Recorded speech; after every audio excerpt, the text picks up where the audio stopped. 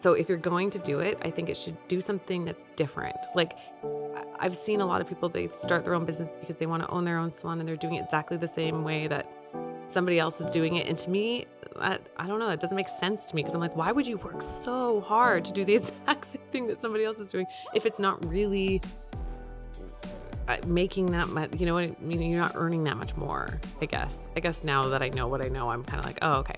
But so I think for me, it's like, if you're going to do something, like do it because you want to do something different and you have an idea or a solution to a problem, I guess is my advice.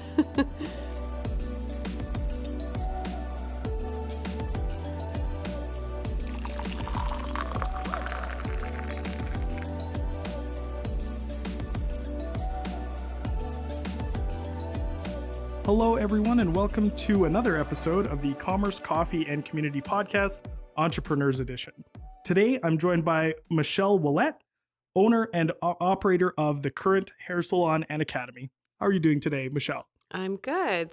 Good. Now, we'll start off the program today. If you could just tell us a little bit about your background, Michelle, where you grew up, and what made you decide to open up shop here in Prince George. So I grew up here in Prince George. I graduated high school from Dutchess Park, and right after graduating, I was kind of uncertain of what I wanted to do. And rather than go to university, I decided to just go work. I moved to Calgary.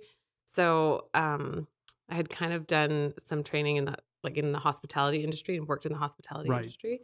I thought maybe I'd work for WestJet. But I ended up getting a job, I found a job in the paper. That's how long ago. Okay. Looking in the actual newspaper and found a job for an apprenticeship at a hair salon. And I had always loved doing hair. It was something I did for all my friends. And I used to braid hair in the park for money. So it was probably, instead of a lemonade stand, I braided hair. And so it just felt natural. And so I tried it out, and it was one of the, it was a very demanding job, long hours on your feet, and minimum wage. And I think minimum wage was $5.95 an hour. It was so low. But so I had to sell my car because I couldn't afford to have a car and work there. But I loved it. I knew that was where I was meant to be. So I felt really lucky to have found something that I loved, and I just, yeah. Yeah, doesn't feel as much like work, right? When it's something you love to do. Mm-hmm. Right, absolutely. So, you've given us a bit of your backstory on how you grew up around hair. Now, tell us what motivated you to take that step into starting the Current, and what would you say is the mission behind the Current? Right. So I decided to start my own business after having worked in a salon for quite a while, and kind of seeing, I guess for me, I had kind of reached my peak. I kind of reached the max I was going to earn potentially in working for somebody else. And then also I just felt like my body was starting to almost break down. I was getting burnt out. So it was kind of like, okay, how can I do this in a way that is more sustainable, I guess, and more long-term, because I knew I wanted to do it for a long time. Right. So then I really just had the idea to hire and train apprentices. There was nowhere in Prince George that was doing that at the time. And they all had their reasons why they weren't doing it. So Sure. And the reasons were that, you spend a lot of time and money training people. And then once they kind of get that training, they tend to leave and do their own thing. So that's why I knew I wanted to start a business, but I also knew that it had to kind of have that academy attached. Right. And there were similar businesses in bigger cities that I had kind of seen doing it. And I thought there was an opportunity in Prince George to do that because we didn't have that here. So I didn't want to do it myself, to be honest. I wanted the business I was working for to do it. And I was very much like, hey, this is what you would do. They're like, no, we're not interested. Our business is running just fine. Thank you. And so I think that's when I was like, okay, I have to do this. Gotta do it. Absolutely. Part of the dream, right? Yeah. So my mission statement is actually to remain current in an ever-changing industry through growth, balance, and sustainability. And it was very much just, the vision of working smarter, not harder. Love it. No, that's great. From there, who would you say has been sort of your biggest influence? Who's had the biggest influence on you through your journey so far? So if it's if I guess for me, the answer is always my mom. Good old mom. My mom is the biggest influence for sure. She's such a smart, independent woman she's actually my accountant, so she's helped me a ton along the way. But she taught me from a very young age uh, a good work ethic, I would Right. say. So Right. I've always been a very hard worker, and I would say that's thanks to my mom. Bestowed upon you by mom. That's Mhm. awesome. Mhm. That's awesome. So, tell us, what is your favorite thing to do here in the city? You grew up here. Is there something that you love that stands out to you here in Prince George the most? Yes, I love biking, mountain biking. Oh, So okay. to journey, you know what? I think I love the outdoors. So I think it's such a nice balance from what you're doing and Right. working with people all the time. Yeah. You're inside and it's very social. So I love like the balance of going out into the woods and biking, and I like the adrenaline rush too. Hair by day, sort of adrenaline on the weekends. Yeah. Absolutely. Yes. That's great. So we'll step into your entrepreneurial journey here. Everyone has to start somewhere, and once you had finished up working in salons, you had started your business sort of out of your home. Hmm. Now, how did you prepare to take your business from a home-based business to a commercial business? And did you have any access to sort of small business resources to help you make that step? Yes, that's a great question because I think for me, like if it were if I had just had all the money in the world, I would have just went for it. I would have gotten a big commercial space. I would have started the school right Right. away. And thank God nobody lent me that amount because I think, really having to work for it, like I had to get a loan, obviously. Yeah. And because I was such a new small business, with the loan, often have to have a business plan attached for them Right. to. And so it forced me to write a business plan. And that's can be daunting, but it was good. And so in order to learn how to write a business plan, I went through Community Futures originally. And they kind of had a really cool setup where they broke down writing a business plan into small workshops. So it made it Okay. easier to digest. So it would be like, and they would teach you a little bit about how to do market research, and then you would do that. And that was Very all to cool. get funding. So like in order to get this funding, you had to kind of complete each step. So So it really kind of helped you sort of formulate that commercial business model, and gave you those accountable actions before you had that money in your hand, and really mhm. made you think about what you needed to do, right? So Exactly. And then because, when you're starting up from my home, I think I didn't want to have a home based business. You know what I mean? I right. was very like, oh, if I could have avoided that, I would have. But I'm so glad that I started small and had that time because essentially I worked from home for 5 years, and it gave me the time to work out all the kinks.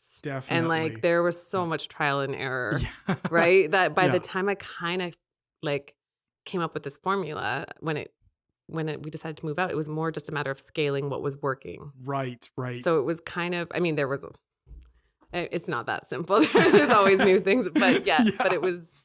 I was lucky to have that time in the basement. In the basement. Yeah. No, definitely. Working from home, it can be like, it can present itself a whole different challenge for you, right? But being able to, take those small steps, minimize risk, start at Mhm. home, sort of lower cost, and work out those business kinks, probably was going to save you, quite a bit of time and maybe even money in the long Yes. run, in terms of just going all out into a commercial space, right? Yeah. Yeah. Definitely. Now, and you started your commercial side in late 2019, correct? Yes. So that was kind of, just before the big C, coronavirus really Mhm. really impacting a lot of service-based business, especially business that, is that close in proximity. So Mhm. how did that kind of, work its way into impacting your business especially so early on in such a bigger commercial space? It definitely had a huge impact. In some ways it was good, and in some ways it was obviously negative, but I just remember when we were told to shut down, for me personally, as a one person going from having, 4 chairs in your basement to this commercial space, and I think I had over 10 I was like over 10 employees. I think I was 11. It was a lot. So I was at the Right. point where I'm like, had the had the virus not happened, I might have had some sort of mental breakdown and been off. Oh, So like no. it actually allowed me time to reset. Like Right, right. financially it wasn't great, No, no, of but course. just having that like space to just really be like, okay, I have time to just focus on like training people on products. And so I guess my mindset was like, let's take advantage of this 3 months that we have Right. off and Exactly. really be productive with that time. Making the best out of kind of a really tough situation, right? Yeah. Yeah. And that's sort of what we did. And then I mean, now looking back on that year, it had we not had that time off, our business actually would have um made money, I guess. So it Right. did put us in a little bit of a deficit, but it was cool to see that had we like based on projections, had we kept going, we would have been totally fine. And I mean, and there was the government grants and loans that helped with that. Definitely. So it was all in the end, it's all good. Yeah, yeah, you were able to sort of get through that whole process somewhat unscathed with, between getting those grants and being able to put the extra time into Mhm. training and thinking about the business model, I guess, with that 3 hours of downtime. Hey, Mhm. that's good. Yes. Yeah. Yeah. So you've got the salon business, you started the home-based business salon at home, get your commercial space, and you decide this salon needs an academy as well. Mhm. What made you decide to sort of make that change later on this year? I know we talked about, you wanted that in your previous place of employment, but Yeah. how does a hair academy help in your eyes for your business? Right. So the academy, I guess I guess what I learned the hard way is that what my previous employer was saying was true. It's not you cannot businesses can't afford to spend all that time training someone from scratch. It's just I think isn't training's like the most expensive thing. Like that first Yeah, 3 months that you staff hire training, staff eh? training. Yeah, So I needed to be compensated for it. And that was it ultimately, and I kinda wanted to have, quality control over the training, right? Like, a little right, bit more, and so I guess, uh, what I was finding was, like so we do have a local hair school where you go for 10 months, and then you come out and you kind of expect to get a job, right? mm, But 10 months in a hair school oftentimes still isn't enough training, so you go to hire those people, and they don't have a clientele. right. A lot of businesses are like, "Oh, we don't go do hair somewhere for 2 years and then we'll hire you," but they're like, "Well, no one will No. hire me." So It's the whole fallacy of entry level position, but you need 3 years experience. exactly, exactly. So I thought, "Okay, well, there's gotta be a way that we can, 1, get compensated for their training and then still hire them and pay them, but to do an more assistant at work." Right. So yeah, the unique part about our academy is that we're basically providing the training for apprentices. So it's only 300 hours for their first year, level 1, and then level 2 is 150 hours. But for that 300 hours, we spread it out over 6 months. So it's just for me, for my salon, because I was like, this is would be the most ideal for my salon because then they can be in classroom Monday, Tuesdays, which are typically days that salons are closed or slow, Right. and then you can utilize them as staff the rest of the week Yeah. wherever you're busier. So, and then plus I found like they would learn a skill and then they have the rest of the week to practice it before they're moving on to the next skill. Right. Right. So the way they absorb the information and the way they kind of like they're building on a set of skills gradually rather than just learning that 300 hours of training all at the same time like Right. that. So Yeah. yeah, so Do, I've seen really great results from doing it, but I in my head it yeah. made sense. And so we kinda tested it out and yeah, it's worked really well for my business, so That's very cool. And we were talking a bit about this before about how it's such a great way for you to be able to create a pipeline of talented people, not only who you can retain after they're done your program, but also they can move on and start their own salons or however they'd like to approach that. It creates a very interesting pipeline for your business. mhm, yeah. I think that in the salon business industry, you just kinda have to go in with the mindset that, 1, you can't staff members don't come out of like, they they're not just lining up at the door, like, every Yeah. single salon is hiring, and 2, that they're going to leave, especially like, they might go off and have babies or start their own business, especially in Prince George, a lot of people decide to work from home for the Right. convenience of that. So I just really went in with the mindset, okay, people are going to leave. So I need to have that next person in line coming, and where are they going to come from? Definitely. So the academy is the solution.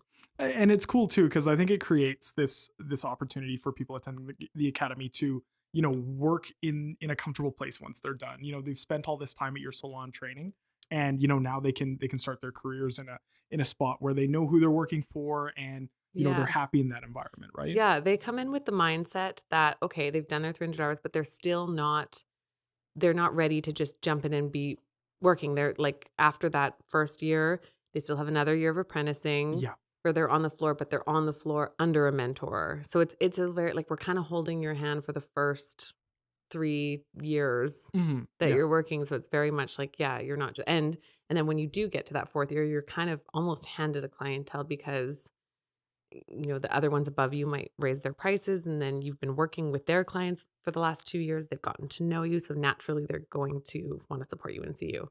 If Exactly. you've been shampooing their hair, there's already a level of trust. Yeah, 100%. Very cool. So, I've got to ask this question.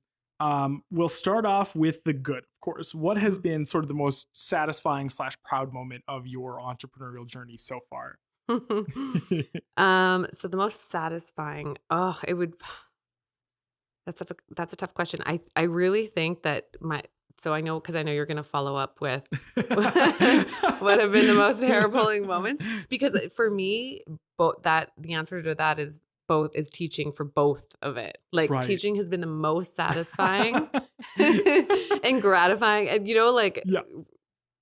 there's moments when I see something click with the students that I'm just like, oh, this is why I do this. This feels so good. And then also it requires the most patience, and it's been just the most, and it's so new to me that it's been probably, I think I went into teaching thinking this is going to be all rewarding, like thinking that this is going to be so satisfying. I'm helping these people grow, and really I've learned that one of my weaknesses is that I'm really impatient.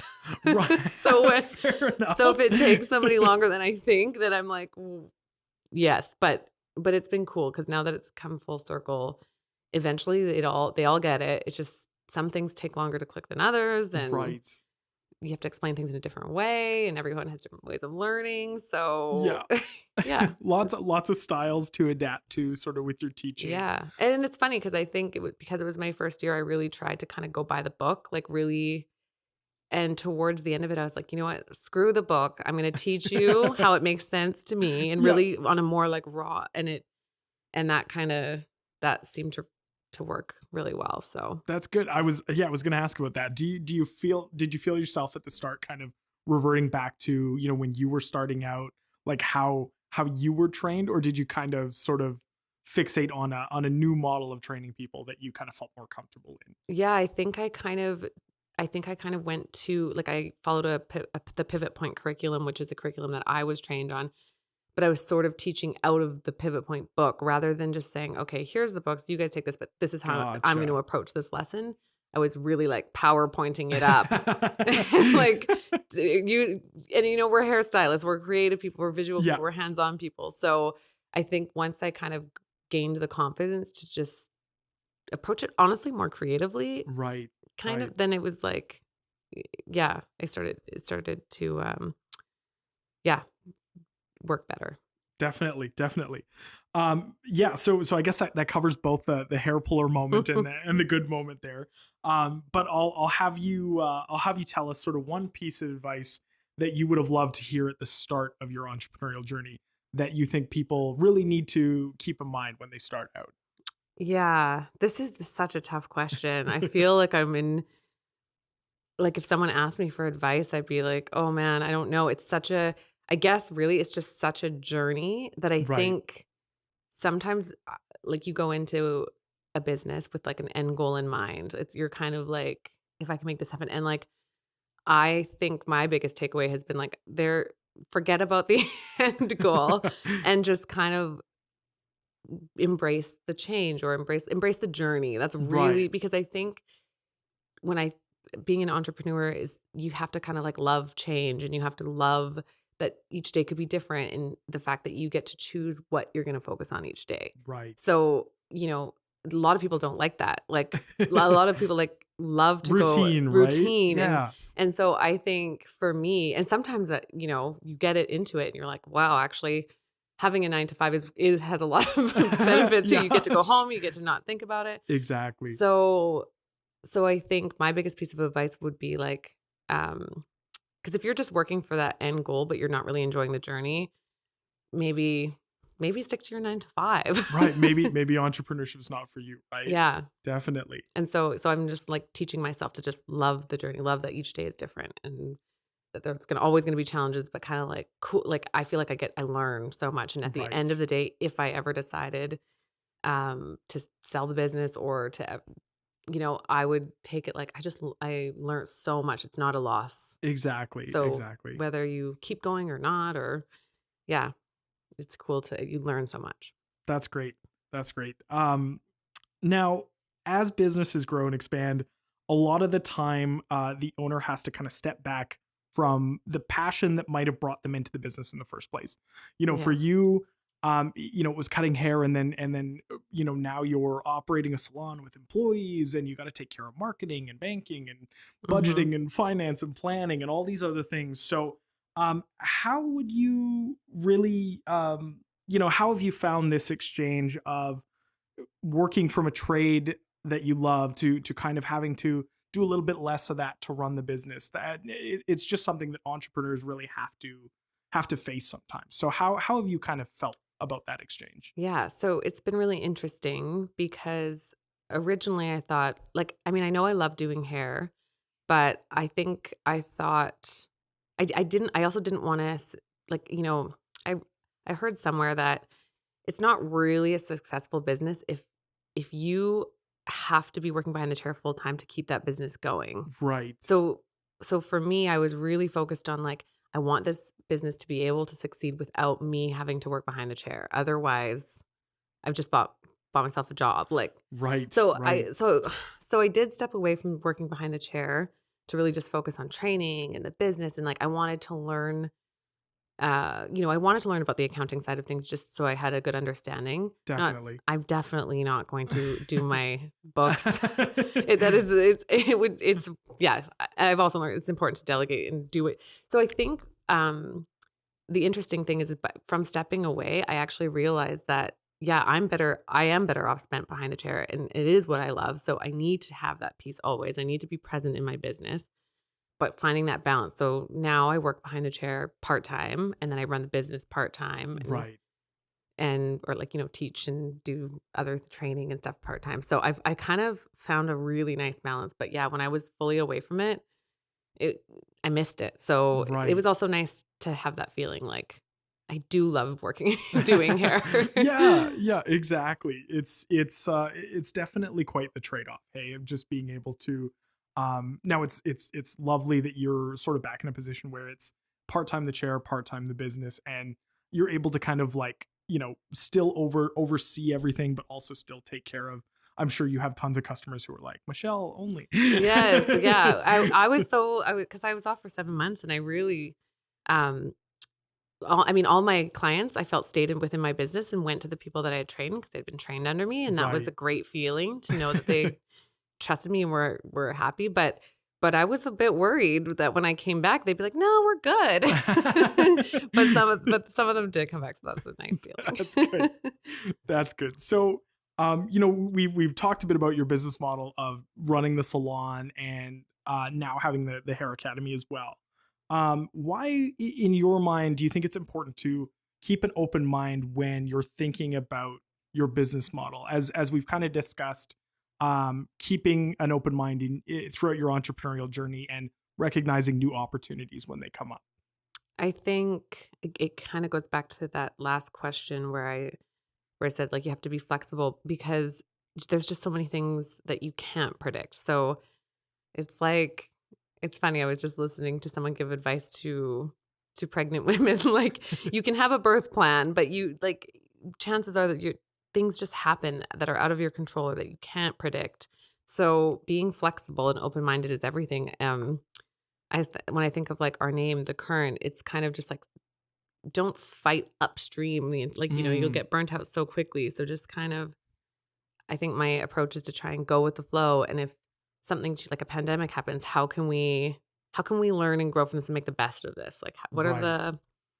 the that sounds kind of cheesy, but it's but it's just the only way. Otherwise, you could just get so frustrated so quickly and so defeated Exactly. so quickly. Recognizing those silver linings sort of as they come to keep yourself out of that sort of negative headspace, right? Yeah, like even, I recently had 3 employees, leave and start their own business, Oh, and so I think it's funny because just when you think you've got a good system going, you're like, "Oh, yeah, this is great," like and then something will happen and you're like, yeah, "Oh, okay, so now we don't have this, so now we don't need as many apprentices, so now" and you just roll with it, yeah. and people kind of yeah, it always impresses me, like, how when things change, we just managed to find something, we're like, "Wow, this actually works really good. This is almost better."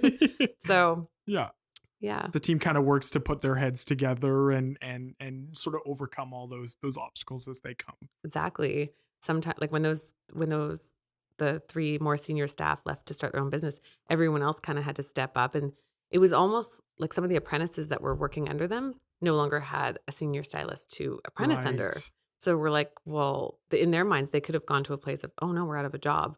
But it's like, "Oh, no, now you guys can be on the floor Yeah, taking clients because 'cause you're ready." exactly. And you just Yeah. really got that extra push to be like, "Okay, let's" and they have, and it's been great, so Very cool. Very cool. Great opportunity to kind of step up there. mhm. Um, so a lot of our listeners, come from all sorts of walks of life. Some are going to be students, some are going to be fresh graduates, and some are going to be, people who are into their lives, and they've got kids, they've got partners, they've got, all sorts of different situations. And from your perspective, as a mother of two, what would you say to parents who really want to give entrepreneurship a go, but might feel like they don't have sort of the energy for it, or the ability to take that step in starting their own business? Right. Well, I think my parenting strategy has always been kind of like lead by example. So, as a rebellious child, my mom will tell you that I had to learn things the hard way. She couldn't tell me anything, right? Like, Right.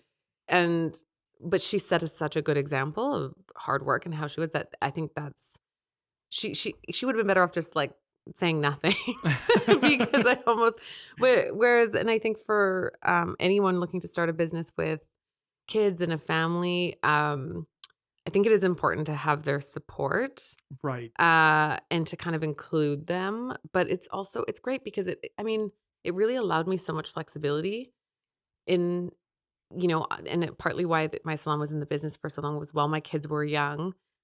It really allowed me to say, okay, I'm going to work from, while they're in school it might take me twice as long to get where I want to go, Right. but it provided me with that flexibility. So, you know, yeah, it was there's so many benefits to it, but yeah, and I mean, I would always encourage my girls to follow their dreams. So even sometimes I think a piece of advice someone told me is like, we can be so hard on ourselves, and Right. so you're like, so it's almost like, well, what would you say to your kid in this situation? So if I'm being really hard on myself about like, oh, I started this business and I feel guilty because maybe I'm working too hard on it right now and the kids are Definitely. suffering, or um but yeah, if my kids were doing the same thing, you'd be like, "Yeah, but look at you're setting a great example." So even though you might be busy right now, Right. they're seeing that you're working towards something, and then and yeah. So, I would say go for it. Like, what have you got to lose? I'm a bit of a risk taker though, Right. so No, and I think your story really, it really touches on so many different um notes that a parent could take, right? In starting their business. You started out at home, which reduced risks and, made it a little bit of a better fit for, your day-to-day life. You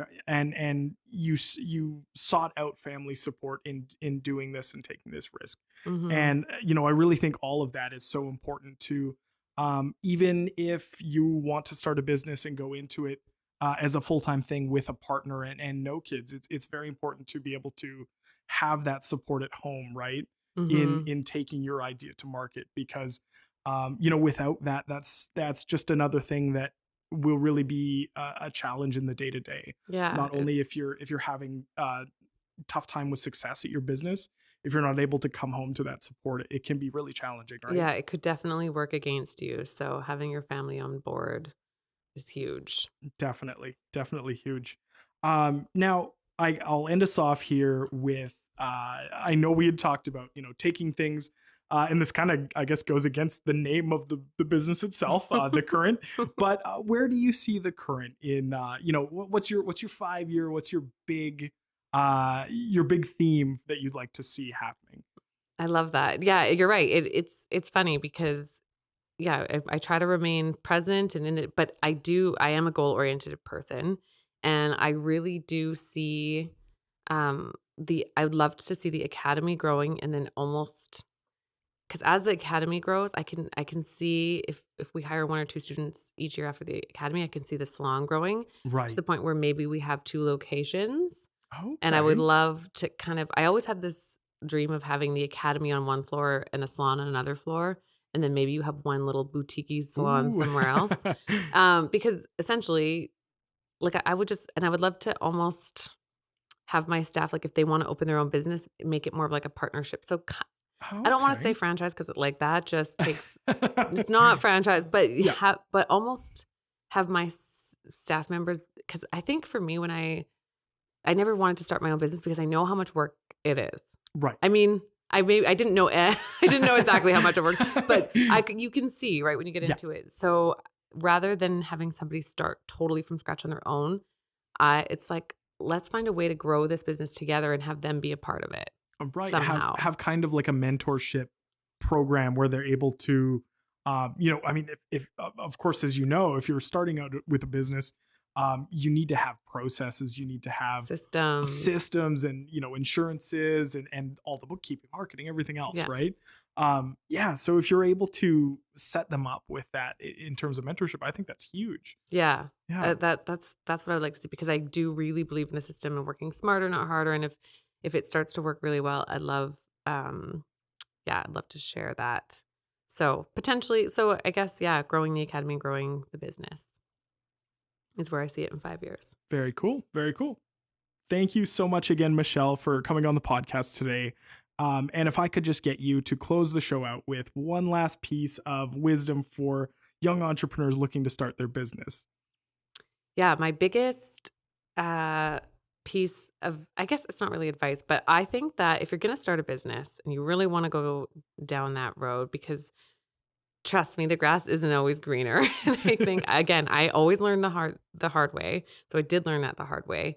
Um, so if you're going to do it, I think it should do something that's different. Like I've seen a lot of people, they start their own business because they want to own their own salon and they're doing it exactly the same way that somebody else is doing it. And to me, I don't know, it doesn't make sense to me because I'm like, why would you work so hard to do the exact same thing that somebody else is doing if it's not really making that much, you know what I mean? You're not earning that much more, I Right. guess. I guess now that I know what I know, I'm kind of like, oh, okay. But so I think for me, it's like if you're gonna do something, like do it because you want to do something different and you have an idea or a solution to a problem. I guess is my advice.